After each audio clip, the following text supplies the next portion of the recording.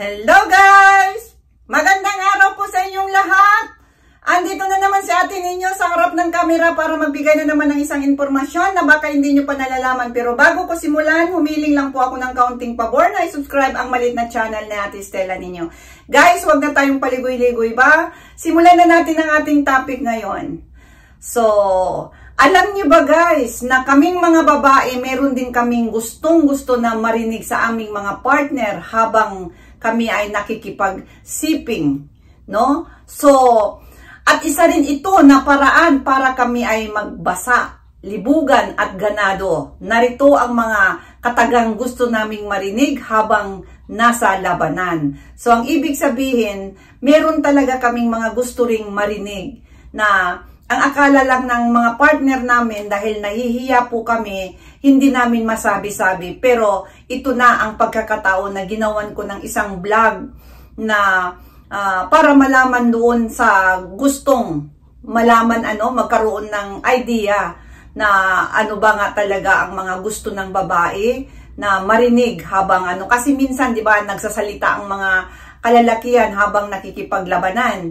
Pero ang mga babae nahihiya. Pero hindi po yun. Meron kaming gustong marinig at gusto rin naming sagutin. Ngunit kung hindi po kami tanungin, hindi rin naman kami sasagot. Dahil hindi naman po pwedeng kami ang mauuna. So, ito po ang mga ilang mga bagay na gusto naming marinig habang nasa labanan. Ang una, ang sexy mo naman.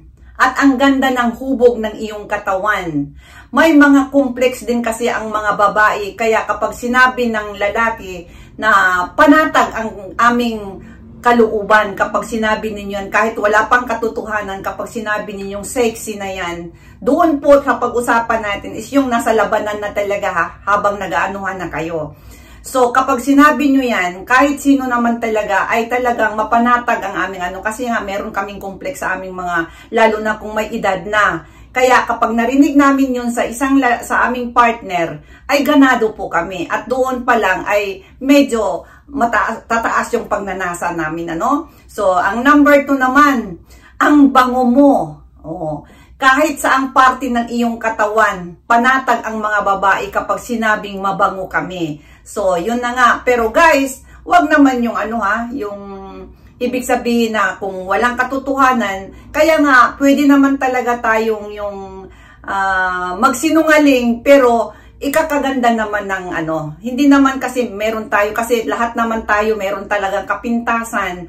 Kaya, sa panahon ng para mag-enjoy, bahala na kayo sa susunod, sasabihin nyo. Pagkatapos ng labanan, hindi naman yung nasa labanan sabihin mong ganito. Kaya, yun, pag sinabi ninyong mabango ka, ang bango mo naman, ay nako, magbabasa ng bulaklak nung iba, sa ibang mga kababaihan na hindi po ito pang kalahatan. Kaya yan, sabihin po natin yan, ang bango mo, gusto naming marinig yan. At ang number 3 naman, basang-basa ka na. Alam mo na yon, ibig sabihin, madulas, ready na.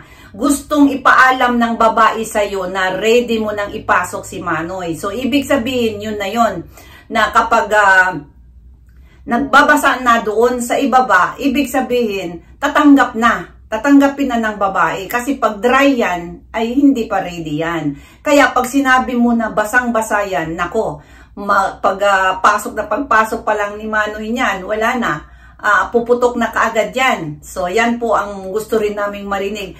Wala pong malisyuhan dito guys, So, real talk lang ito para naman magkaroon kayo ng idea na para hindi naman parang maging robot lang yung babae. Kasi kapag sinabi nyo ito sa kanya, na partner ninyo, meron silang mga sasabihin din sa inyo kasi nauna kayo. So, yan po yung number tawag dito, number 3. At ang pang-4 naman, gusto kong sabay tayong makatapos. Siguro naman, doon sa mga nakakaranas nito, meron yan na sabihin na, sige, maghintayan tayo, ganito, ganyan, ayon sa aking mga nasaliksik, ganun daw yon na may nagsasabi talaga na gusto kong sabay tayong makatapos. So, ito naman dahil ito'y bihirang mangyari na sabay makaraos ang magpartner, ito'y ninanais karamihan sa mga kababaihan na sabay labasan kasama ang kanyang minamahal. At ito'y magbibigay ng matinding kasiyahan sa babae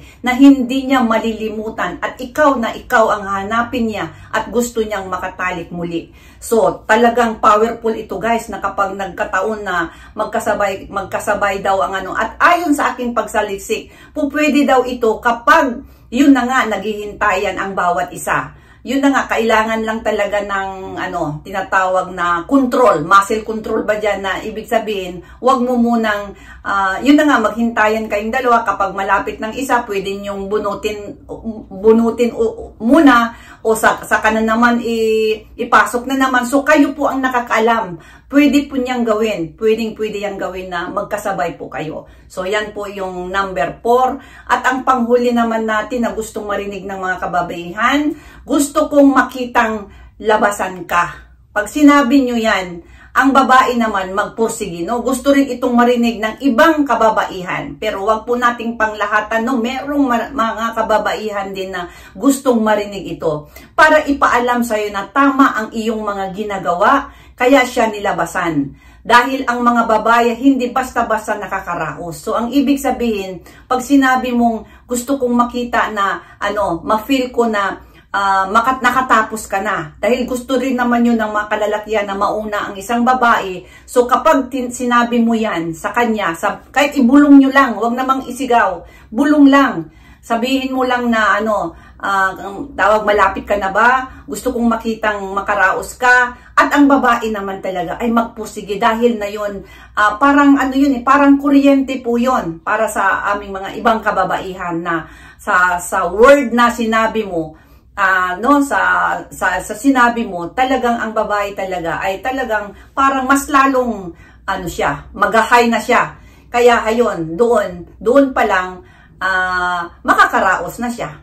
Yan po yung number 5, no? Na gustong marinig, gusto kong makitang makaraos ka. Yan po yung pang-last natin. So, ayan po guys, sana nagustuhan niyo na naman ang isa kong na ito, at ang ating channel ay para lamang for educational purposes only at wala na pong iba. At marami po kasing nagtatanong na tawag dito, hindi daw bagay sa akin ang ganitong topic. Pero guys, pinapaalala ko lang po sa inyo, ito po ang aking topic na napili. Ay gusto ko lamang po i-share sa inyo yung mga aking nalalaman at wala pong mali siya. No, kasi kapag merong mali siya, magiging ukray ang ating dating, no? Kaya for educational purpose yun. At doon naman sa mga iba na maraming mga karanasan na rin na hindi ko nasasabi dito, pwede nyo pong idagdag doon kapag nag-comment po tayo, no? Kapag nag-comment kayo, sabihin nyo dito na, oh madam, meron pang ganito, ganyan, isulat nyo lang po. Huwag lang po yung mga